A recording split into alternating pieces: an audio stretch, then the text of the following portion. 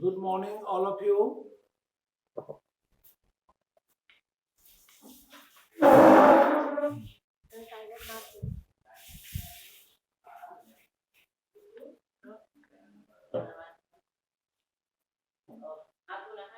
Today discuss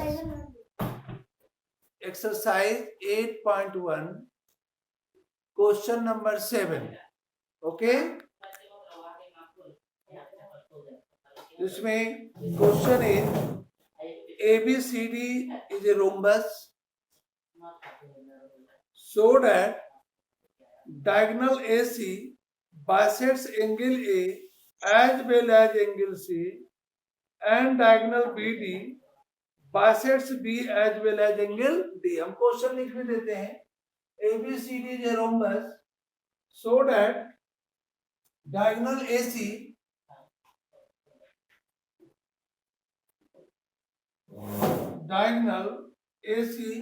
bisect angle A as well as angle C. Angle C and diagonal BD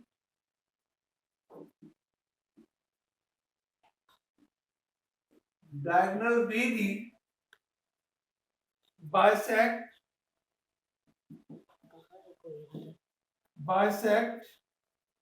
B as well as D. B as well as angle D. ये वाला पंखा चला लो, बैठ जाओ तुम, बुला लो. अब हम इसका पहले डायग्राम बनाते हैं. डायग्राम किसका बनाएंगे? तो रोम्बस का. आप बना दीजिए, दिया हुआ भी डायग्राम है. अब एक रोम्बस डायग्राम बना दिए जिसका नाम ए बी सी और डी. गिवन में लिख सकते हो A B C D is a rhombus. Given A B C D is a rhombus. अब शो करना है डायगोनल, पहला डायगोनल एसी. हम एसी को ज्वाइन कर दिए. अगर रोम्बस है तो A B equal to B C equal to C D equal to A B, यानी चारों साइड इसका इक्वल है. ठीक है. आपका दिया हुआ है A B C is a rhombus और टू प्रूव करना है diagonal AC bisects angle A and angle C. यानी आप प्रूव कर दीजिए 1 इक्वल टू एंगल 2 और 3 इक्वल टू एंगल 4. अगर 1 इक्वल टू 2 प्रूफ हो गया और 3 इक्वल टू 4 प्रूफ हो गया तो आप लिख सकते हैं diagonal AC bisects angle A as well as angle C. अब बताओ कोई इसको कैसे प्रूव करेंगे, क्या कर सकते हैं?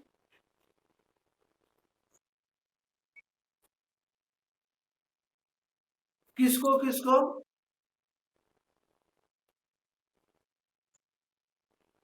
हाँ चलिए ए बी सी. तो हम प्रूफ में डायरेक्ट आ जाते हैं. प्रूफ में ले लिए इन ट्रायंगल, फर्स्ट ले लिए A B C. First A B सी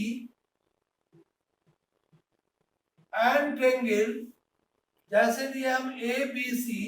अब ले लो ए D C. A D C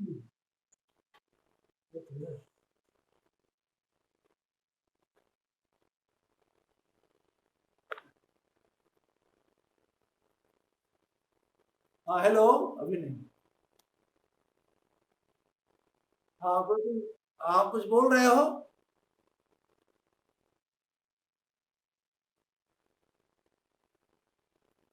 triangle A B C and triangle A D C में अब दोनों ट्रायंगल को कन्वेंट प्रूव करना है। ये ए बी किसका इक्वल है? एडी का। हम लिख सकते हैं ना A B equal to AD, क्योंकि रोम्बस का ऑल साइड्स आर इक्वल। दिखा दो A B equal to AD. Second BC, this side BC equal to DC। यहाँ पर BC इक्वल टू DC भी लिख सकते हैं।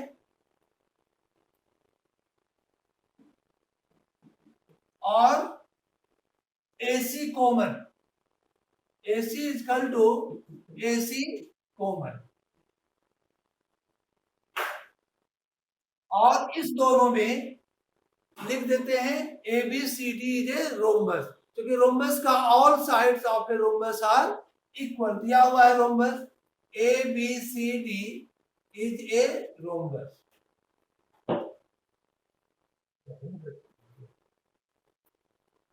अब side side side congruency rule से आप कह सकते हो triangle ABC congruent triangle ADC। और जब कन्ग्रुएंट हो गया तो कॉरस्पॉन्डिंग एंगल आर इक्वल, यानी ये एंगल 1 किसका इक्वल हो जाएगा? एंगल 2 का। यानी इस फर्स्ट का एंगल A, इसका भी एंगल A का इक्वल, लास्ट एंगल C का इक्वल। तो आप CP से लिख सकते हो angle 1 equal to angle 2 and angle 3 equal to angle 4 CP से। और जब ये दोनों एंगल इक्वल आ गया तो हम लिख सकते हैं diagonal. So diagonal AC bisect diagonal AC। Anshul Singh, क्यों आवाज आ रही है घर से?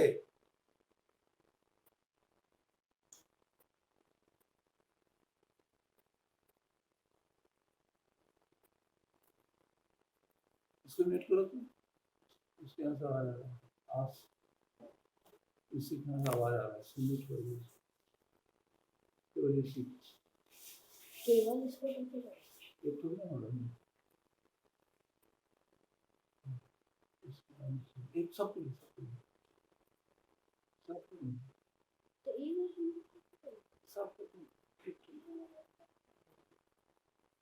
ऑन करो। Diagonal AC bisect angle A as well as angle C। तो पहला प्रूफ आ गया समझ में? हेलो,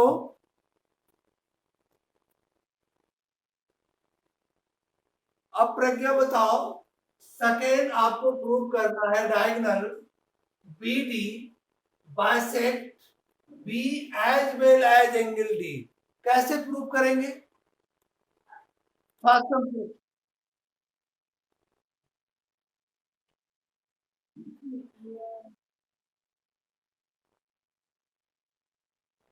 अरे हमको ज्वाइन कर देना है बी और डी, है ना? ज्वाइन कर देंगे BD और अब हम ट्रायंगल प्रूव कर देंगे BAD congruent triangle BCD CP से, या नहीं आप ABD ले लो, क्योंकि आपको ये दोनों ट्रायंगल लेना है। कौन दोनों ट्रायंगल लेना है? इस दोनों को। तो BAD ले लो और BCD ले लो, और इसका नाम जैसे 1 2 3 4 दे दिए, यहाँ पर दे दो 5 6 7 और 8।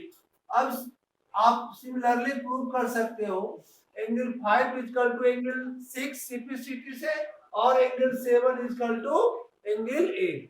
तो आप सेकेंड पार्ट इसका खुद प्रूव कर लोगे, वो भी प्रूव कर दे? बोलो, कर लोगे? चलिए इसको हम इस क्वेश्चन को यहीं पर स्टॉप कर देते हैं। फर्स्ट आपका समझ में आ ही गया क्वेश्चन नंबर 7। अब आते हैं क्वेश्चन नंबर 8 में। बंद करो, रिसीव ना करो।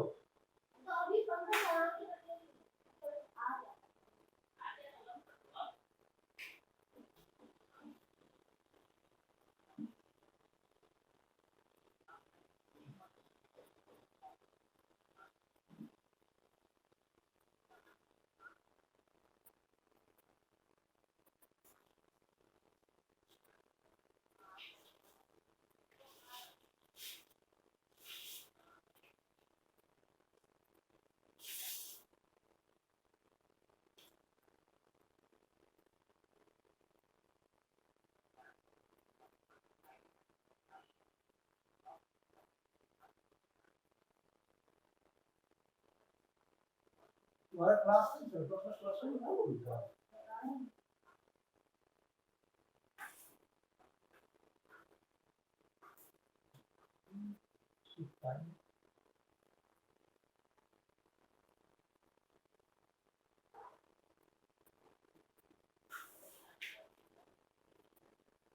Question number 8, ABCD is a rectangle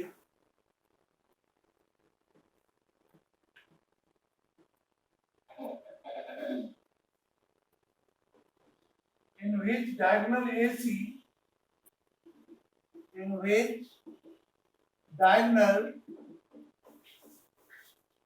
AC bisects angle A as well as angle C, so that हमें आपको तो प्रूव देख लेते हैं। क्वेश्चन लिखने के बाद आपको प्रूव करना है, फर्स्ट में A B C D is a square, और सेकेंड प्रूव करना है diagonal B D bisect angle B as well as angle D.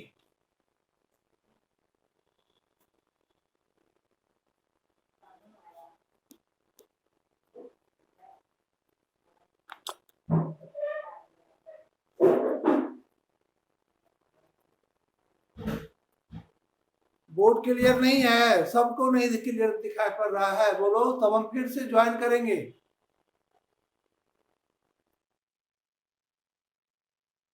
Clear नहीं है तो फिर से रिज्वाइन करो, है ना, हम इन हो जाते हैं। In meeting for all.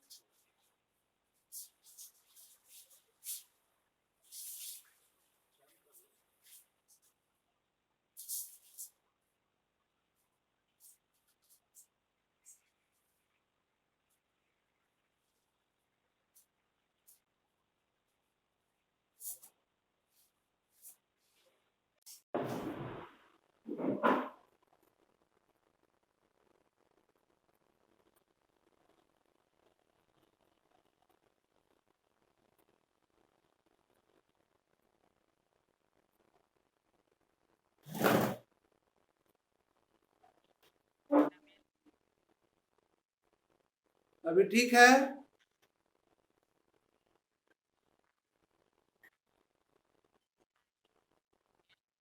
चलिए, तो आपका यहाँ पर दिया हुआ है गिवन में A B C D is a rectangle.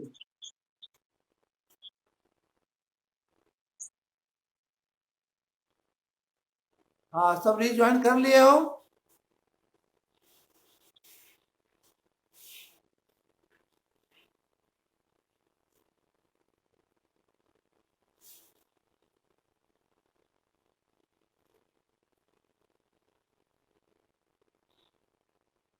चलिए, हम यहाँ पर इसका डायग्राम बना दिए।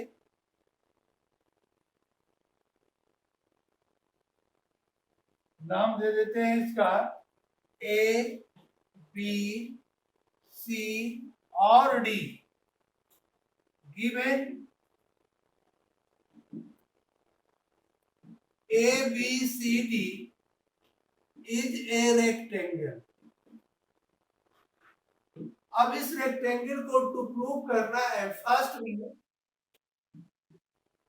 फर्स्ट में आपको प्रूव करना है। क्यों ऐसा हो रहा है? साफ नहीं आ रहा है।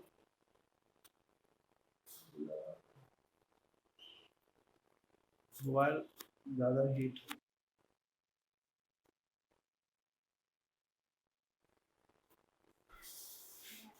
बोर्ड पर क्लियर नहीं है ना?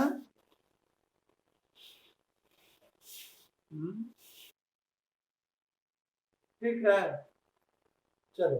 तो अब यहाँ पर इसको हम प्रूव करना है। ABCD जो रेक्टेंगल दिया हुआ गिवन में, तो प्रूफ हम ऑलरेडी लिख चुके हैं। ABCD is a square. तो रेक्टेंगल का अपोजिट साइड तो ऑलरेडी इक्वल होता है। अगर टू कंसेक्यूटिव साइड को आप इक्वल प्रूव कर दो तो चारों साइड इक्वल हो जाएगा।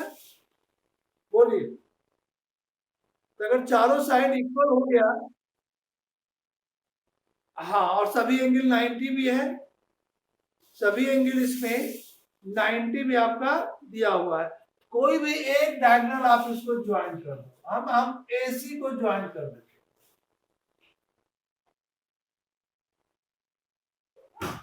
डायगोनल बाइसेक्ट्स करता है पैरेललोग्राम का, और रेक्टेंगल का भी डायगोनल इक्वल होता है। हाँ, डायगोनल भी इक्वल इसका हो सकता है, लेकिन हम डायगोनल पर नहीं जाएंगे। हमको चूंकि स्क्वायर प्रूव करना है, स्क्वायर का अपोजिट साइड रेक्टेंगल का इक्वल है ना? रेक्टेंगल का अपोजिट साइड इक्वल है। हम एंगल अपोजिट, सभी एंगल कितना होता है इसका? रेक्टेंगल का 100 100, ये 90 90 180 अपोजिट एंगल का सम। तो आप प्रूफ में हम लिख सकते हैं angle A equal to angle B equal to angle C equal to angle B। कितना डिग्री होगा सभी एंगल? 90 डिग्री। सम होगा 360, लेकिन सब सेपरेट एंगल, क्योंकि रेक्टेंगल है इसलिए 90 डिग्री होगा। हम कोई दो एंगल लेते हैं, एंगल A और angle C। Angle A equal to angle C, और अब देखिए इसका हम AC को ज्वाइन कर दें, डिवाइडिंग बोथ साइड बाय 2, तो half angle A equal to half angle C लिख सकते हैं। जैसे आपका एंगल A और एंगल C 90 90 डिग्री था, इस A के हाफ को, क्योंकि इसका डायगोनल रेक्टेंगल का बाइसेक्ट्स करता है, एंगल को डायगोनल बाइसेक्ट्स करता है ना? तो आप यहाँ पर, क्योंकि ये 90 है, इसका डायगोनल बाइसेक्ट्स करता है, तो हाफ एंगल A को एंगल 1 मान लो और हाफ एंगल C को एंगल 2 मान लो, यानी एंगल 1 इक्वल टू एंगल 2 हम लिख सकते हैं। अगर दोनों एंगल इक्वल है, इसका अपोजिट साइड भी इक्वल होगा, यानी आप लिख सकते हो AD इक्वल टू DC। रीजन देना है तो एंगल अपोजिट टू इक्वल, या साइड, आप साइड इक्वल कर रहे हो ना, angle opposite to equal side, और साइड इक्वल प्रूव करते हैं side opposite to equal angle. यहां आपको एंगल को दिखाना है।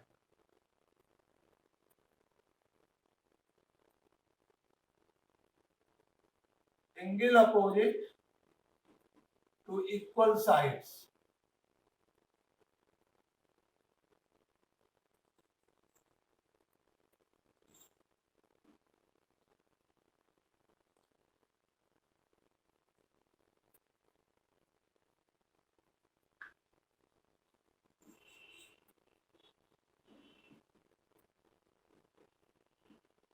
अब बताइए, जैसे AD आप प्रूव किए, AD इक्वल किसका प्रूव किए? DC का। क्यों? तो आपका ये दोनों एंगल 90 था, हम 2 से डिवाइड कर दिए, तो ये 45, ये भी 45, दोनों एंगल क्या हो गया? 45, क्योंकि इसका डायगोनल बाइसेक्ट करता है, रेक्टेंगल का डायगोनल एंगल को बाइसेक्ट करता है, यानी 40 45। तो एंगल 1 इक्वल टू एंगल 2। अगर कोई ट्रेंगल में, इन ट्रेंगल ACD में if angle 1 equal to angle 2 तो AD इक्वल टू DC। वही काम हम यहाँ किए। तो जैसे AD इक्वल टू DC है और DC पहले से किसका इक्वल था? Opposite sides of a rectangle are equal AB का, और AD किसका इक्वल था? BC का। तो आपका चारों साइड इक्वल आ गया। अगर हम दो साइड इक्वल प्रूव किए, उसी से मेरा चारों साइड इक्वल हो गया। therefore AB equal to BC equal to CD equal to DA, यानी ABCD is a square. ABCD is a square. बस इतना ही करना है, इससे ज्यादा इसमें हमको नहीं करना है। क्या कहीं प्रॉब्लम इसमें? अगर इसमें किसी को प्रॉब्लम है तो बोलो।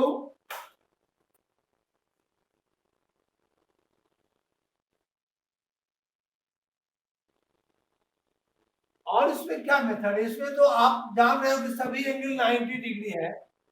डायगोनल रेक्टेंगल का बाइसेक्ट्स करता है एंगल को। बाइसेक्ट्स मतलब इक्वल पार्ट में डिवाइड करना। तो ये 45 पे भी 45। तो अगर दो एंगल इक्वल आ गया, 1 इक्वल टू 2, तो इसका अपोजिट साइड भी इक्वल आ गया, और दो साइड इक्वल हो गया, यानी चारों इक्वल हो गया। क्योंकि आपका ABCD जो रेक्टेंगल दिया हुआ है, तो ये साइड तो ऑलरेडी इसका इक्वल पहले से है, और ये साइड इसका इक्वल पहले से है। तो केवल दो कंसेक्यूटिव साइड को इक्वल किए तो चारों आपका इक्वल हो गया, और उसमें कुछ करना ही नहीं है। इससे आसान। और आप कन्वर्जेंस प्रूव करेंगे तो लॉन्ग में जाओगे, तो उससे क्या फायदा है? कन्वर्जेंसी से भी प्रूफ होगा, लेकिन उतना लॉन्ग हम क्यों जाएंगे इसमें?